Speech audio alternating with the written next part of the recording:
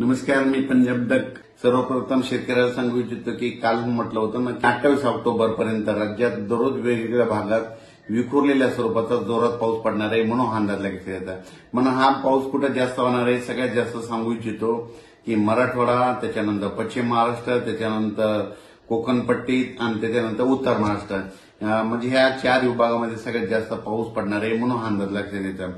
पूर्व आणि पश्चिमी विदर्भात देखील पाऊस असणार आहे, पण देखील भाग बदलत पडणार आहे, विखुरलेल्या स्वरूपाचा पडणार आहे, जास्त तिकडे प्रमाण नसणार आहे म्हणून हा अंदाज लक्षात येतो.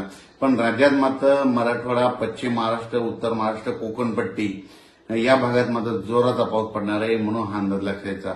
सांगायचं झालं तर जिल्ह्यावाईज सांगायचं झालं तर आज देखील नांदेड जिल्हा झालं, लातूर जिल्हा झालं, परभणी जिल्हा झालं, हिंगोली जिल्हा झालं, यवतमाळ जिल्हा झालं, धाराशिव, बीड, जालना, संभाजीनगर, अहिल्यानगर, त्याच्यानंतर सोलापूर, कोल्हापूर, सांगली, सातारा, पुणे, त्याच्यानंतर कोकणपट्टी पूर्ण ह्या परिसरामध्ये आज रात्रीच्याला खूप ठिकाणी विजेच्या कडकडाटासह पाऊस सुरू होणार आहे म्हणून हा अंदाज लागतेचा. हा पाऊस सर्वदूर नाही, पण राज्यात मात्र रात्रीपासूनच चांगला पावसाला सुरुवात होणार आहे म्हणून हा अंदाज लक्षात यायचा. आणि परत शेतकऱ्यासाठी आनंदाची बातमी कशामुळे की फक्त 28 तारखेपर्यंत पाऊस पडणार आहे. 29 तारखेला सूर्यदर्शन होणार आहे आणि 2 नोव्हेंबर मात्र थंडी येणार आहे. म्हणून ज्यांचं कांद्याचं जे कांदा शेतकरी आहेत तर तुम्ही काय करू शकता का की कांद्याचं रोप टाकू शकता. मका शेतकऱ्याचे फोन आले, मका देखील काढायला 29 तारखेपर्यंत काही हरकत नाही, पेरणी करायला देखील काही हरकत नाही म्हणून हा अंदाज लक्षात येतो.